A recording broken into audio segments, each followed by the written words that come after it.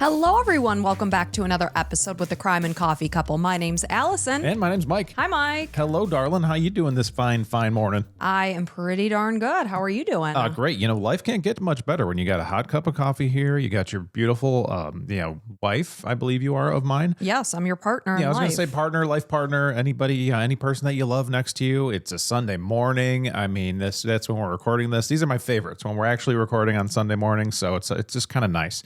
Not to mention, NFL football season's coming. I got scolded before we started. She said, don't talk too much about the NFL. Most people don't even care. So I think I got 3 more seconds. So I'm really excited. Go Chicago Bears. Is that good? Yeah, Mike goes, so I'm going to talk about the NFL. I'm like, I don't think a lot of people care, so please don't dwell on it. That was way nicer than what you said to and me. then he goes, I'm a battered man. I know. I just sat here just looking scorn and shorn. I don't know. Shorn? No, you're not shorn. If you're watching our Instagram, you see that Allison comes up with all sorts of big words all the time now for some reason. It's just like lately, it's not even like something that's in your DNA. You just mentioned what was that word? Perseverating. How do you remember that? I just do. I don't know. And then, like I always say, there's times when I can't come up with the most basic.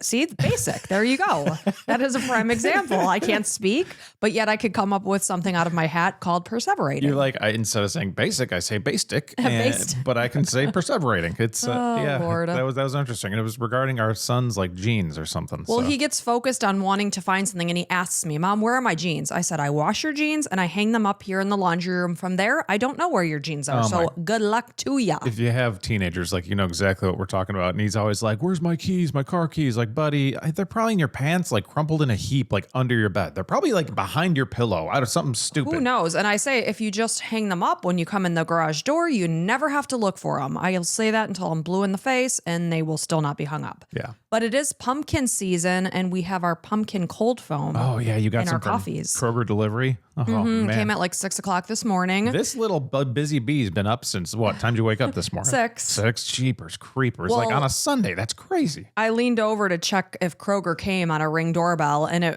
they hadn't. So I was like, I'll hit snooze. I don't sleep, but I just rest. And then I opened it again. I was like, okay, they're here. I had frozen bananas in there. And of course, in Florida, it's still hotter than Hades.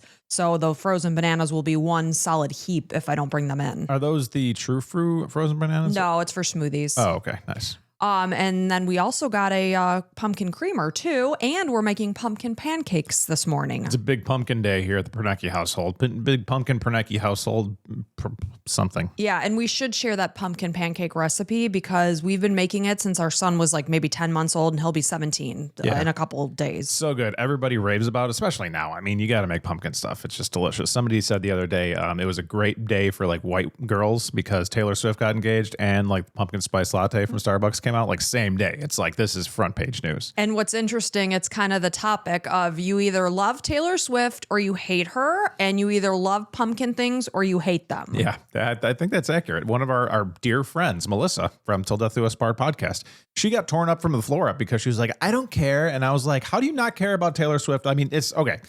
The Taylor Swift and Travis Kelce getting engaged, it's not front page news for me, but it's when I heard the news, I'm like, good for them. Good for those kids. Cute. That's what I said. Yeah, cute. And then I kept on going. And then Melissa made a video and she was like, you know what? I don't really care. And then where I'm like, well, it seems like you care, Melissa, because you made yourself a video. But then, that was about it. And we laughed and had a good time because she's our good friend. And a bunch of people came in there Swifties were just tearing crazy. her up. It's holy cow. I can't imagine feeling so passionate about a person I've never met to the point that I would be hateful for someone saying, and she didn't disparage Taylor Swift. She just says, I really don't care about this. Right.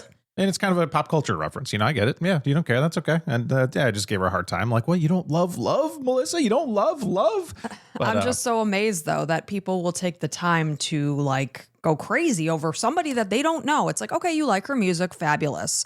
She's not your sister. She's not your family member. Calm down. Yeah, it's okay. Social media gives people a soapbox that they normally wouldn't have. So all of a sudden, anonymously, they just post things and it's kind of sucks, especially. Oof. Yeah, I found that out as I've started my TikTok channel, and it's just if you just kept people riled up about something, they'll start commenting, and then all of a sudden your video blows up. It's crazy. My funny thing is when I go on Instagram and it's so clearly rage bait, and people just don't see that. So they're falling right into that trap. Oh, it's you're like, you are putty in this guy's hands. Yeah, and some channels do it like on purpose, and you become part of the community, and you know that they're just doing rage bait, and you're just like, oh yeah, let's watch who comes into these comments and like make fun of them. Yeah, and if you listen to Sword and Scale podcast, he so is funny. huge on rage bait, and he'll sometimes play the messages he gets from what he calls maybe Karens. Yeah. It's pretty amusing. Yeah, we don't necessarily, somebody commented on something, one of our past episodes about like, oh, I always wonder where you guys lean politically. And it's like, we don't really lean either way politically. We have opinions for sure. Sure, absolutely. 100% we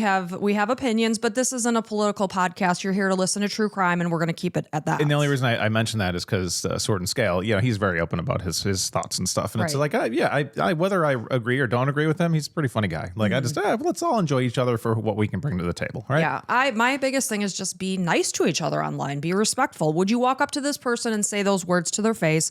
If not, maybe don't comment them. Yeah, and let's spread some positivity. Like I said this morning, like I was just appreciating the little things. Like, you think you're ugly. I think you're beautiful. Oh, yeah. I said to Mike, I'm like, do you ever have days when you look in the mirror and you're like, oh, God, I look ugly today? And Mike goes, no, not ever. Not ever. That would never cross my mind. Not that I think I look awesome. I just look at my mirror and I'm like, okay, well, I got a pimple there today. I guess that's my thing. Mine was, I feel like I'm putting makeup on a corpse. That's what I said this morning. If there's one good thing, like right before you get on a video and in a podcast that is listened to by thousands of people, it's thinking negatively of yourself. That's going to end up really, really good. It's going to shine through and people enjoy that. You know what's funny is I give these pep talks to a lot of people. I almost act like a therapist to a lot of people. Well, like our son, for instance, like we do that to him all the time because he's in baseball and we're like, hey, you got this. Don't worry. Yeah. And I said, I'm talking to you, but yet at the same time as I'm sitting down to record a podcast, I'm like, don't F it up. I'm so stupid. I'm not good at this. It's like, this is where these people get these things from. You're like, practice what you preach, sweetheart. It's the who the hell do I think I am sitting here in front of a microphone? Like, I'm sure somebody listening right now is wondering that same thing. Like, who are these people? Why do they think they matter? And like, we really don't. But if you enjoy what we do, then that's why we're here. And if you enjoy what we do, how about this for a segue? Go ahead and become a subscriber or a Patreon and you'll get like 1 million more episodes. And even if you don't want to do that, just like or subscribe to our YouTube channel, leave a 5-star rating, just something as simple as that. But either way, we appreciate you being here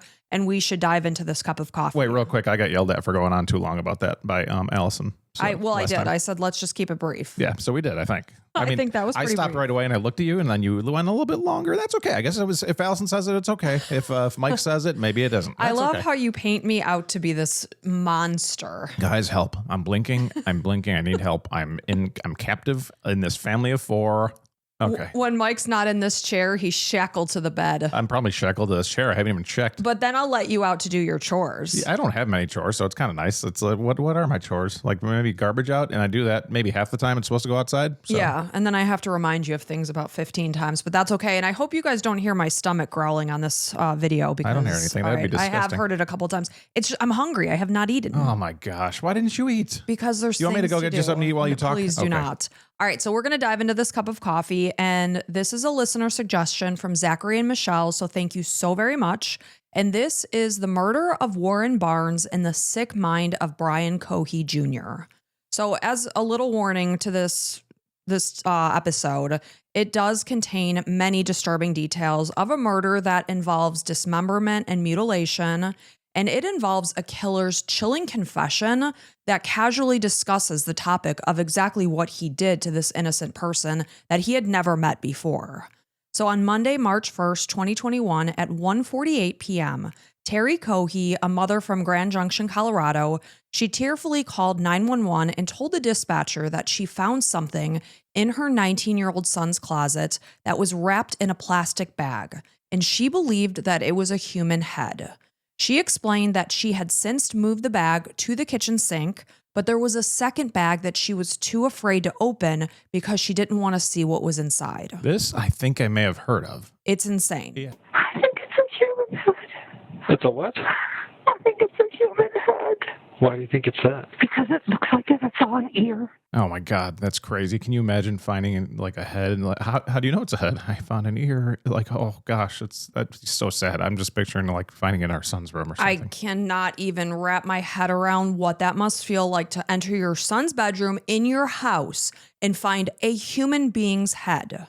So as she began to speak more quietly, she told the dispatcher that her son had just pulled up from his friend's house.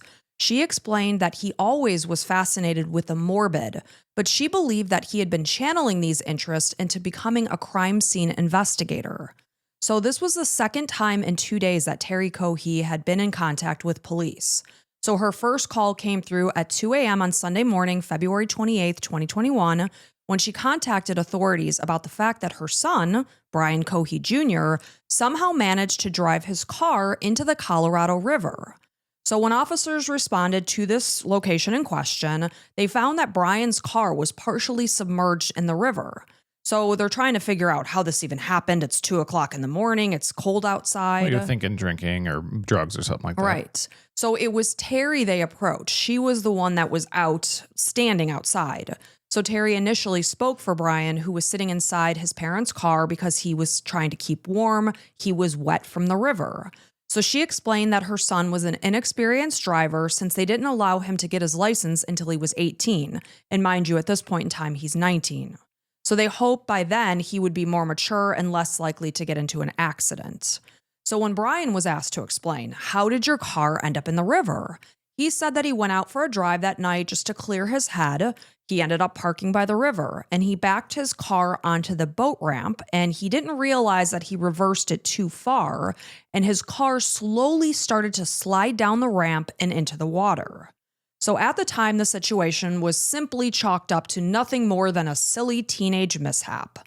So while officers remained at the scene, they were just waiting for the tow truck's arrival, trying to figure out really how are they going to get this car out. Of course, it's 2 o'clock in the morning. Who's willing to come out there, even try to do it? So Terry and Brian Sr., they took Brian back home so that he could change into dry clothes, maybe take a shower, whatever. So they came back to the site without him this time. And at this point in time, the officer was telling them that when they pulled Brian's car out of the river, there was a strange substance that was coming down the car's bumper, and it looked like it was blood. So they're just trying to theorize what might have happened. Maybe Brian didn't realize it because he was kind of shocked from the cold of the river. Maybe he cut himself and it was his blood that was coming down the bumper of the car. I mean, that'd be a tremendous amount, but they're trying to think of anything. What makes sense? So Terry called her son while they're at the river and with the officer and asked him, did you cut yourself? And he acted confused. He explained that no, he hadn't been injured. He had no idea what this substance coming down his car's bumper could be. So after the car was pulled out of the water, it was released to Terry and Brian Sr. So one day after Brian's car was pulled from the river, a man was reported missing, and this is 69-year-old Warren Barnes. So Warren was a homeless man who was very well known around town in downtown Grand Junction, and he was specifically known as the reading man.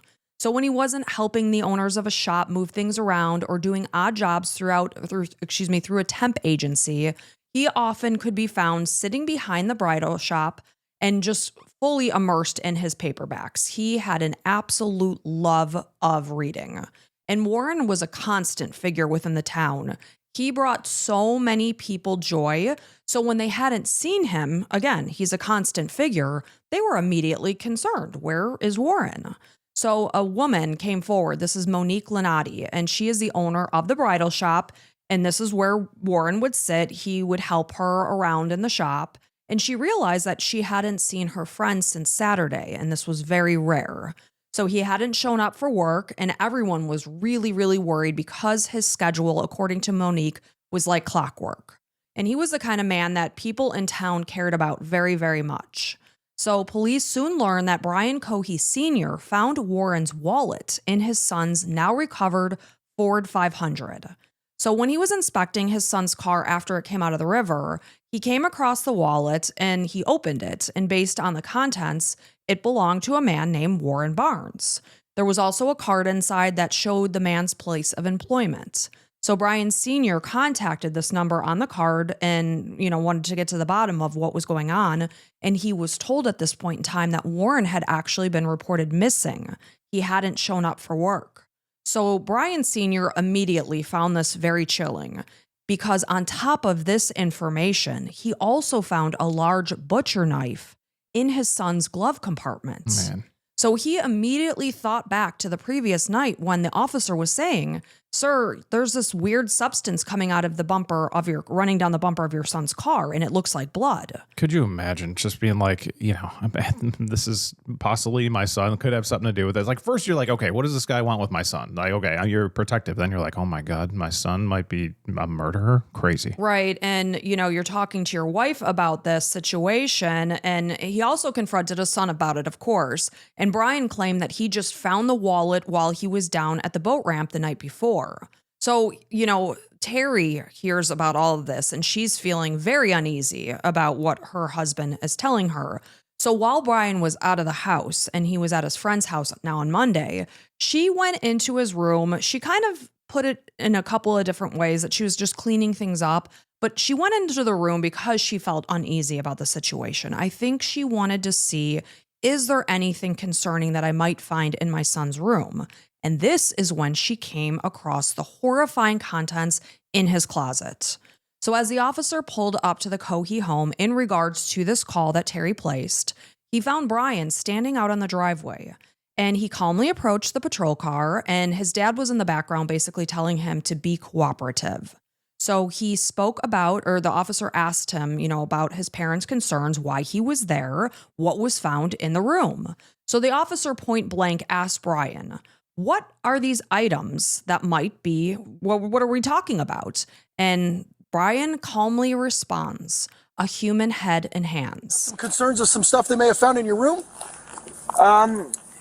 Yeah, I believe so. And what would it be? A human head and hands.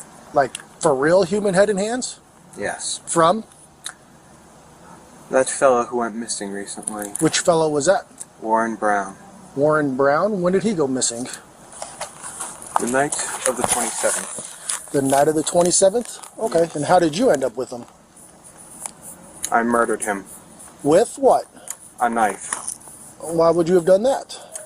I've always wondered what murder felt like. That is insane. Like, one part is like obviously sick and disgusting and twisted. The other part, the police officer's like, well, my job here is pretty much done. I mean, we got cleanup and we got to, have some investigation, but this guy just confessed to absolutely everything on my camera. So I think we're good. Okay. I mean, just keep asking him because he's going to keep telling you, right? Mm-hmm. Very, very upfront, but it was really chilling to me how his speech changed once he started talking about the murder and what was there. He's like, oh, yeah. A human head and hands. Like it's a different person altogether. Like the veil fell away. And like if you watch the video, he just kind of stands up straight. And he's like, and that's when I murdered him. It to me was just so incredibly chilling. So when Brian was taken to wait in the back of the patrol car, Brian Sr. brought officers into their home while Terry sat weeping in the driveway.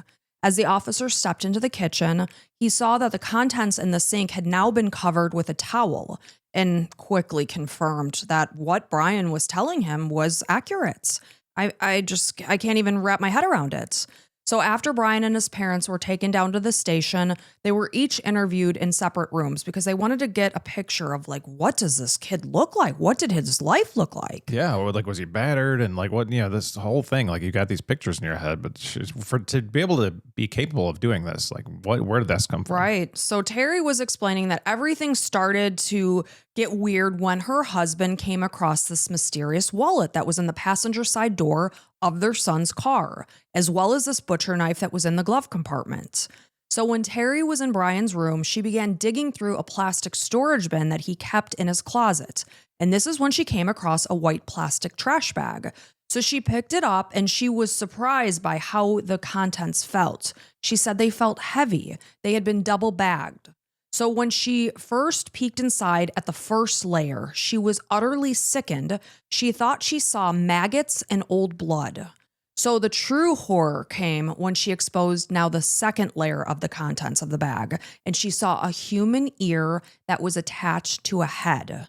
So since it was midday and Terry ran a daycare center out of their home, she immediately began to scramble, calling parents to come pick their children up so that she could call 911 to report what she found in her son's closet. I would definitely put some bad Google reviews for her daycare center. Be like, son has human heads in his closet. Wow. So when she called Brian, who had taken his younger brother's car to his friend's house because, of course, his car had ended up in the river. She lied and told him that he needed to come home because Andy was needing to use his car for his driving lessons. So over the course of 2 hours, Brian sat in a room with the investigators. He spoke with them. He was fidgety and nervous, but very forthcoming, pleasant, and affable. And he almost felt like proud of himself for telling this story. You can tell when you saw him say the first thing to the cop, like he almost like stood, like I said, it's just like shoulders back. And like, he was like, yes, I can't wait to tell you. And then indeed, I did murder him. And he kind of like puffed up his chest. And it didn't take long before he matter-of-factly admitted that he was there because he murdered someone. So he explained that on the night of Saturday, February 27th, 2021, there was a full moon, and since he was going through a bad time, he was struggling with major depressive disorder, he decided it was a good night to go out for a drive. So he was just randomly driving around, and he went under a bridge near Crosby Avenue at about 11 p.m., and he noticed something laying on the ground that was wrapped in a canvas. So he stopped the car, he put on 3 layers of gloves. So it's very obvious that when he noticed this thing laying under a canvas, that he knew it was a human being. So he put on 3 layers of gloves as well as a Michael Myers Halloween mask. He grabbed his knife, he walked up to this canvas. This was a sleeping man. This was Warren Barnes. And he ripped the canvas back and began stabbing this man in the neck. So Brian explained that the man began panicking and asking him, "Why are you doing this?" Brian told him, "I've been wanting to do this for a long effing time." He said that he knelt above him, straddling his body as he continued to stab him, and he was stabbing him and he was growling like an animal. When he told the detective the story, he seemed to truly be relishing in the fact that he was able to relive this murder. So in regards to the murder, Brian told the detectives it was actually surprisingly easy. I was barely breaking a sweat. On top of him like this. Okay. And he couldn't fight back. It was actually surprisingly easy. I was barely breaking a sweat. I thought, oh, this guy, he's going to be tough. But no, it was actually surprisingly easy. And during the time, I was growling and making animalistic noises. So clearly this guy has thought about this out, and this was something he wanted to do. And that I hated the part where he's like, it was surprisingly easy. Man, do you mind if I show you what I did? And the cop's like, yeah, well, this is only helping our case. So show us everything. Tell us everything, man. But he's so proud of himself. So I watched the entire police interrogation probably a couple times over. And by the end, I couldn't even look at this kid in the face. He was just so proud of himself. And you could tell he seemed so superior with the way that he talked. Like he was just so intelligent.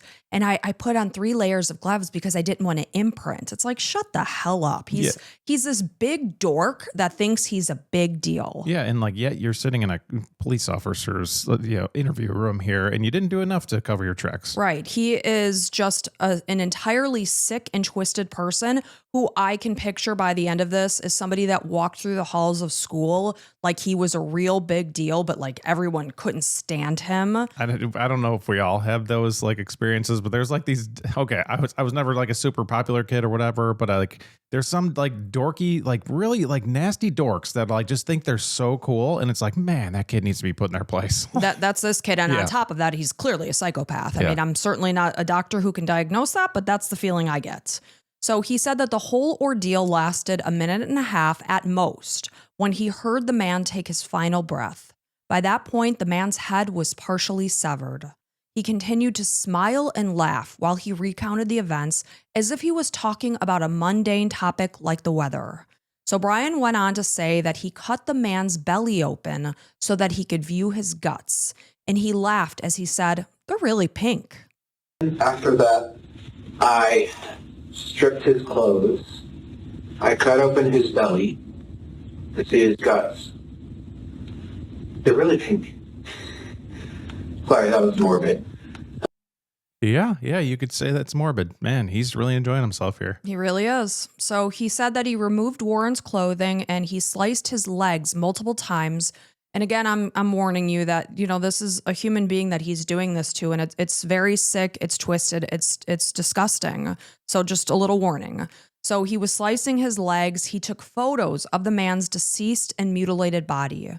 Despite the fact that he later deleted these horrifying images, authorities were able to recover them. There's a lot of details I'm not even including with what he did to this man's body, just basically to play with it and see what it felt like. Well, yeah, suffice to say, it was really disgusting, and he's terrible. So before Terry contacted 911 about the contents of her son's closet, Brian had been at his friend's house. This is Kylan Likes.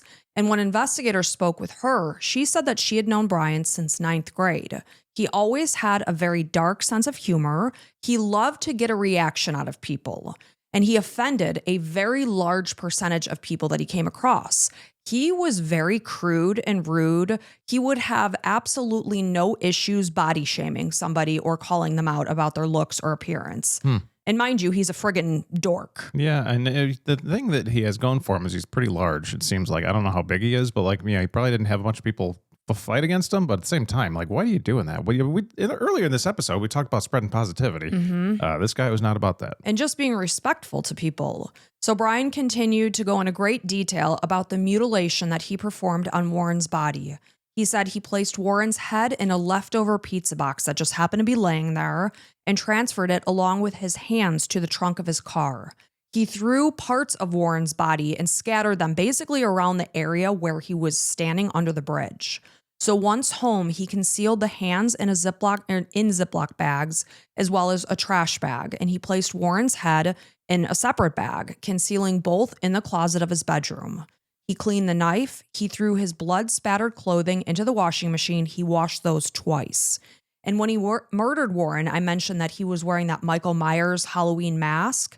He was also wearing the Michael Myers jumpsuit that we all know because he had that as a Halloween costume that he had used in the past.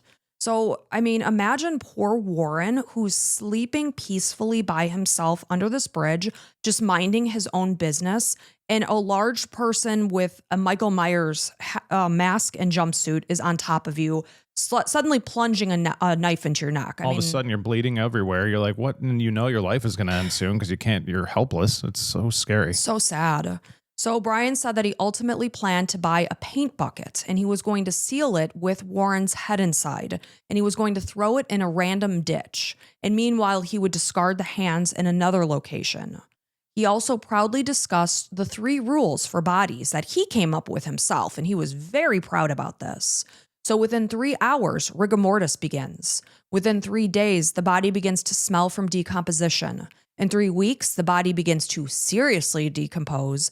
And in 3 months, the body is unrecognizable. And then in 3 years, it turns to a skeleton. And of course, he's in the room with the detectives. He's like, is that right? Yeah, that's right, huh? Like He was just so proud of himself. So the rules are that just how the body decomposes. Right. So he said that he coined this rule from his fascination for forensics and anatomy and physiology. He said that he always wanted to know what it would feel like to cut someone up. Oh, did you have a different plan? Like the original? Because I always wanted to know what it felt like to cut up someone. Okay. So why did you stop? Because the arms were, that's it. That's all I wanted to know was like cutting off a limb. And I'm just like, okay. So while Brian remained at the station, officers were dispatched to this bridge. And, they're only recovering parts of Warren's remains. This included several pieces of his arms, while parts of the man's body were missing. Many parts of the body were missing. So although Brian admitted that he worried about getting caught, he felt that the police didn't really care about high-risk individuals, such as homeless people, prostitutes, etc. Those were his words. Which is why he specifically sought out a victim who lived this type of lifestyle. Worried about leaving evidence behind? Oh, caught? Totally. So tell me about that and what you did then. Well, I was figuring the police don't, this is not to be taken offense, but police, they don't seem to care as much about high-risk individuals, homeless people, prostitutes, etc. So I was deliberately looking for someone who lived that type of life. Okay. And I found a homeless person, and the original goal was just leave him there. But I was worried about the fibers on the outfit I was wearing that would be on his clothes and stuff. So I deliberately messed up the clothes. So he admitted that he had been thinking about murdering someone for the past 6 months to a year. In his internet search history for several weeks earlier, this was on specifically February 12th, 2021, included how to cope with murderous thoughts, homicidal ideation, homicidal thoughts every day. So Brian said that once every 2 weeks, he would go out for a night drive in search of a potential victim. He compared himself to serial killer Ed Kemper, who was responsible for killing 10 people, including his mom as well as his grandparents.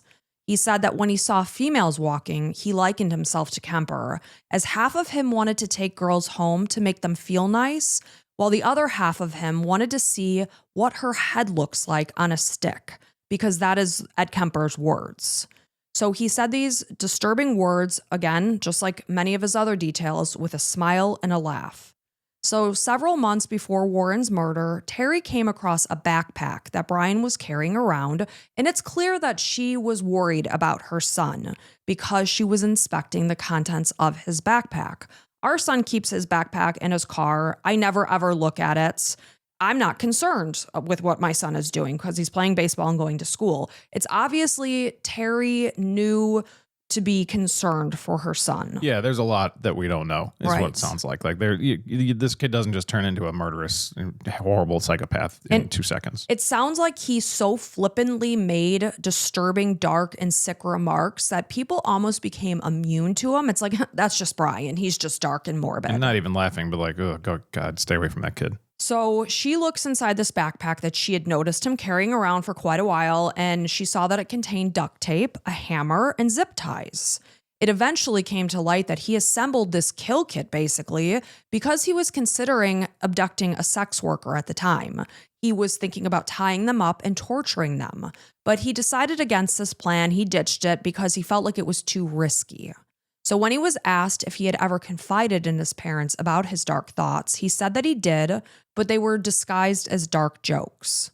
So investigators located additional disturbing internet searches on Brian's devices that were related to the Unabomber and bombs, as well as how do people react to home invasions? How do people react to being held at knife point? And how deadly is a neck stab wound? So when investigators spoke with Brian's parents about his background, Terry indicated that he had been diagnosed with ADHD when he was 5. This was a time that he was put on medication. So when he was in middle school, he began showing signs of antisocial behavior. I believe this is probably around the time that he really started to push people away because he was being vocal with his disturbing conversations. So when he began 10th grade, he started getting into a lot of trouble. Because of his frequent dark jokes and conversation topics, his classmates nicknamed him Jeffrey Dahmer.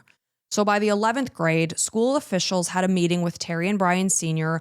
about the fact that their son made other students feel very unsafe, so he was eventually placed into alternative high school. He really was not meant to be in a mainstream school with other students.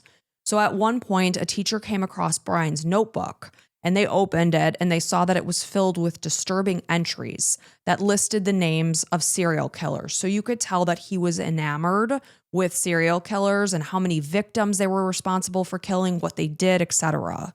In 2019, he was suspended for targeting a child that had PTSD, and he knew this. So he caused the child to have a panic attack after he sidled up to her and made this unexpected loud noise, something that he knew she was terrified of and would send her into a tailspin, and it did. The reaction just is what he was going for. Yep. How young was this child, do you know? Sometime in high school. Okay. So maybe as young as like 14. So school administrators concluded that Brian was a potential danger to the school and at high risk for committing a violent act, but they admitted that they really didn't know how to handle him. So obviously the ultimate thing was they took him out of there and put him in an alternative type of school. So during this time, a doctor confirmed that not only did Brian have ADHD and autism, but he should be tested for the potential of psychosis. So however, Terry was under the impression that her son was starting to improve. Because he graduated high school, he maintained a job at Safeway, this is a grocery store. So he basically worked part-time as a bagger 2 to 4 days a week. Didn't sound like he was going to school. And at 19 years old, why are you only working 2 days a week? Like, 'Cause your parents allow you to. So if your kid has no school or anything, I mean, send them to work. Keep them busy. It's like, so 5 days a week, you're just reading morbid things and writing about serial killers. Human beings have to stay busy. If they're not, then you're doing something wrong. So as far as she knew, he continued to take his medication for ADHD as well as his antidepressant Zoloft. So although Brian denied ever murdering a human prior to Warren, and I know people really, I'm giving you a trigger warning that this does, it includes brief conversation of harming a pet, an animal. So he said that during Halloween of 2018, he killed and dismembered a neighborhood black stray cat. So when the detective spoke to Brian about the night before his mom called 911, this was before she found this was at the time that she found the disturbing contents in his closet. So this was at the point when his car was submerged in the river. He explained that he hadn't driven out to the river that night to clear his head, as he had told the officer at the scene. So after he murdered Warren Barnes, he went home, he tried to sleep, but he was too worried about a hole that he saw in his gloves, and he feared that investigators would be able to obtain a partial print. So he got up and he changed his clothing, and he drove back to the bridge where he murdered Warren, and he placed the man's body in the trunk of his car, and he drove to the Blue Heron drop-off. And it was at the point when he's backing his car down the boat ramp so that he could be close to the river that he placed Warren's remains in the water. But when he attempted to pull away, the idiot realized that his car was slipping down the ramp and into the river. So Brian sat in the interrogation room and he was just laughing about how crazy that situation was. And he reflected on the blood that investigators found on the back bumper of the car after it was pulled from the water. And that was Warren's blood. So one day after the murder, Brian's search history included how to wipe data from an Android phone, does a river wash away evidence, and how to dispose organic refuse. So he also searched for various serial killers. This was something that he was known to do, and again, he had a very strong interest in. Investigators asked Brian what prompted him to murder an innocent man that night. He said that he hadn't taken his medication, and for years, he was just really curious. What does murder feel like? So according to books that he read about Ted Bundy and the Zodiac Killer, they indicated that murder was the best feeling in the world. Brian said that now he knew what murder felt like. He described it as intense, a rush of adrenaline that made his whole body shake from excitement. He said overall, he did feel neutral about it. He didn't enjoy it. He didn't hate it. He guessed that he would be sent to prison for what he had done to Warren for maybe 15 years. And if he could go back, he wouldn't have done it. And when he walked down for booking, he looked at the detective and he said that he felt like Hannibal Lecter. So he really felt like a really big deal at this point in time, especially because these two detectives are in the room listening to each word he's speaking. So he was almost like he was on a stage giving this performance, and he was the center of attention, and he was loving it. Yeah, he just really enjoyed it. You can tell he was enjoying himself. Like this whole thing is the equivalent, unfortunately, of a teenager that is like really into sports and like just reading about their idols, like, you know, Michael Jordan and Larry Bird and everything. And all of a sudden they get a chance to be in the big leagues. And unfortunately, his big leagues was murdering somebody. Like it's part of me, you know, obviously he's horrible. He deserves to be wiped off the earth, right? Because he's never going to do anything good for society. But there's also like, I feel so sorry because he gets this rush out of this horrible stuff. Like his excitement in his brain, instead of something cool and fun, like so many people, he's been programmed incorrectly, right? So his brain finds this interest in things that are horrible for society. Right. And we are here presenting a true crime podcast. You are listening to it. So obviously we all have some fascination in the morbid who are sitting here listening and presenting this. And it stops at the curiosity. Right. Whereas his curiosity goes into action. I mean, the thought of harming anyone or anything is so horrifying to me. Like, our dog wasn't feeling well last night and she was going to throw up. And I was down on my hands and knees, just like rubbing her back, trying to comfort her. The idea of hurting a human living thing, not even a human, but an animal, whatever. I can't wrap my head around it. And he did it. So in January of 2022, Brian pleaded not guilty by reason of insanity because obviously we know he did this. He sat in the interrogation room. He described every detail of it. So during a psychological evaluation, he expressed absolutely zero remorse for murdering Warren Barnes. It's like he didn't think of him as a human because the man was sleeping under the bridge. Like that's how he assigns importance of people, that they're not just human beings. It's like he's a throwaway is basically. The unhomed and sex workers he deemed unvaluable. So he only voiced that his situation sucked because he couldn't see his friends or play video games or use the internet. That's why it sucked. Not that he hurt and murdered and dismembered a human being. So 2 psychologists examined Brian for his insanity plea and concluded that he was not insane, while a 3rd psychologist for the defense disagreed and argued that he was experiencing a psychotic episode that rendered him insane. Well, clearly, I mean, he's not sane, right? Right, but it's the knowing right from wrong, and he knew it was wrong because he was laying in bed at night and realized that he had a hole in his gloves. He didn't want the evidence to be tied. He went and got Warren's body and discarded it in the river and looked up ways to erase evidence and this and that. He knew right from wrong. And put all his gloves on so that he couldn't be traced. That's the difference. Yeah. Obviously, he is not of sound, healthy mind, but he knew what he was doing was wrong. So a jury rejected the insanity defense, and after a 2-week trial and 2 days of deliberation, I don't even need to ask you what they found him, because I know you know, they found Brian Cohee Jr. guilty on 1 count of first-degree murder, 1 count of evidence tampering, and 2 counts of tampering of a deceased human body. He was sentenced to not 15 years in prison as he guessed he would, but life in prison without the possibility of parole. He will be behind bars for the rest of his life, and he will never be able to sit and play his Xbox and all of his idle time, you know, and he didn't anticipate that was going to happen. And that brings me great pleasure. Yeah. So, I mean, I'm speechless because it's just like, this is like so open and shut. Like he admitted to everything, and and it's so crazy that like the thing that got him was not being able to play video games. And maybe like in my head, I'm thinking maybe we need to get this out there more. Like kids, if you're thinking about killing people, just imagine like you can't go on and play video games in jail and in prison. Like, you know, they don't. Yeah, well, a healthy child is not thinking about murdering somebody. We're not advertising it on TV or anything, but like wherever these weirdos hang out, you know, it's like, it's more like come to your parents and say, I am having these sick, dark thoughts, because he knew he was researching or looking up homicidal ideations, you know, homicidal thoughts every day. So he's going to spend the rest of his life at Buena Vista Correctional Complex in Colorado Springs. So during the trial, Terry expressed her sympathy for Warren Barnes' family members and told them that what happened tears her apart. She apologized to the jury for being forced to see such horrific images during the trial and ended her statement by begging the court to show Brian mercy. So she was asking for better mental health care, which obviously we could all agree that needs to happen. So she indicated that the odds were stacked against her son from the start.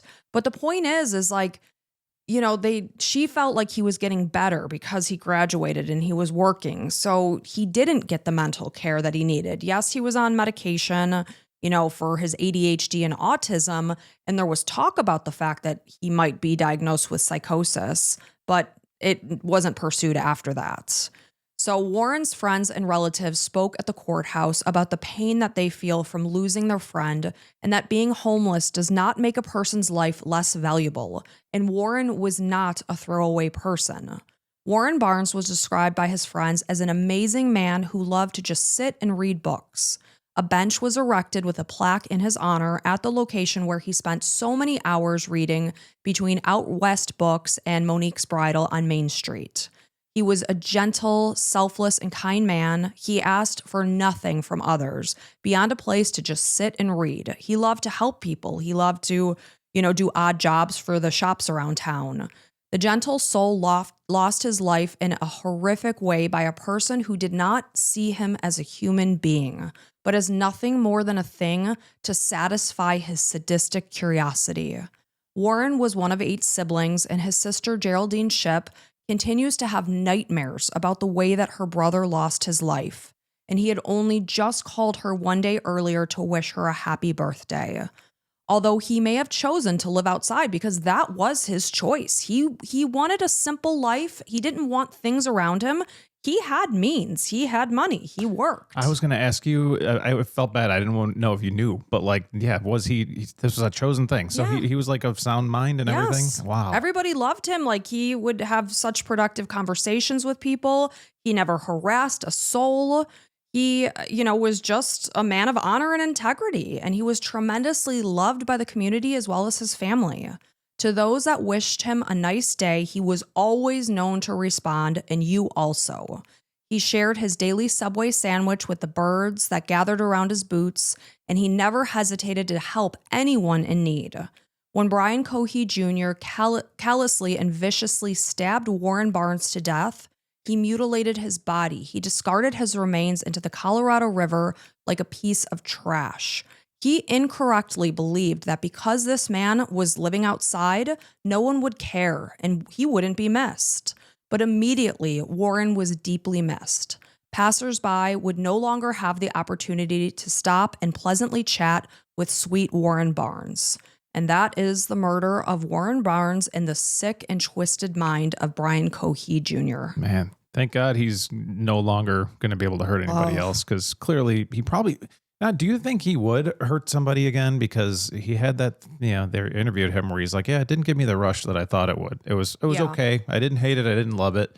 Yeah, I would definitely think that if he was having a dark night and dark thoughts and idle time, which he had plenty of idle time, absolutely he was at risk for harming. He didn't hesitate when he saw a canvas with what appeared to be a human being underneath it, didn't hesitate to stop his car, put those gloves on. He obviously carried the knife with him, knowing that at any point he could find a victim. So anyone that could so easily, take a person out of this world and not look at them as a human being is 100% at risk for doing it again. Yeah, and I mean, he was obsessed with the macabre. I don't even know how to say, but it's like that darkness and just all those serial killers. And this case hits me a little bit different than a lot of the other ones. I don't know why. I feel obviously terrible for Warren. I mean, he seemed like a really interesting fella. I would love to have a conversation with him, and I'm sure many of his family and friends would love to have a conversation with him again, but unfortunately Brian took him away.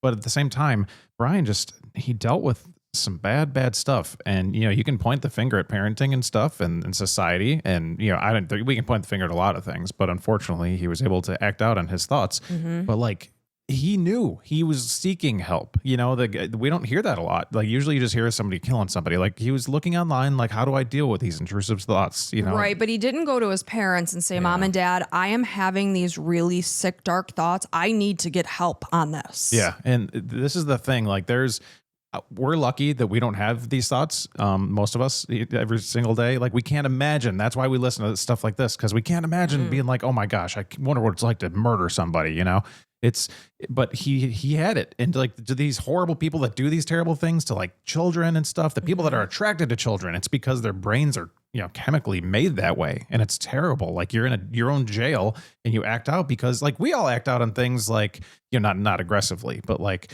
I'm attracted to you, thank God I'm attracted to women my own age, and that like, it makes life pretty easy for me. Mm-hmm. But like, there's people that are born that like just have this sickness. Like, I need to murder something. Right. Because he was raised in a loving household. His parents were very supportive and loving of him. So it's not that it was, some people say nature versus nurture. I believe he was born with a sickness inside of him. Oh, for me, I believe almost everything is made in your brain, like whether it's genetics, whether it's not, like you're put on earth and you have these like different chemicals that are inside you, and that's who you are. But a lot of the serial killers, that you hear about, they did have, some sort of horrific thing happen in their lives. Yeah. And I think that's where chemicals get, imbalanced and changed a little bit. So I totally see that. But yeah, I do feel a little bit like, do you feel that at all about him? Like, man, I wish he could have gotten some more help. Well, I mean, yeah, it's terribly tragic that somebody lives with these sick thoughts in their head. But I certainly, you have a hard time like feeling sorry for somebody that so viciously killed somebody. Yeah, he deserves everything he got. Yeah, but it would be a tough thing to have those thoughts in your mind for sure. I'm not, discounting that. Yeah. It's a horrible story. Yeah, just terrible. And my heart goes out to Warren Barnes. He sounded like such a sweet, gentle man that just wanted a simple life. Yeah. You know, so thank you guys so much for being here with us. We appreciate the heck out of each and every one of you. Our puppy's getting excited. She knows the end of the episode's coming. Well, it's also pouring outside, and the sound of rain causes to send her into a tizzy. So she's very nervous right now.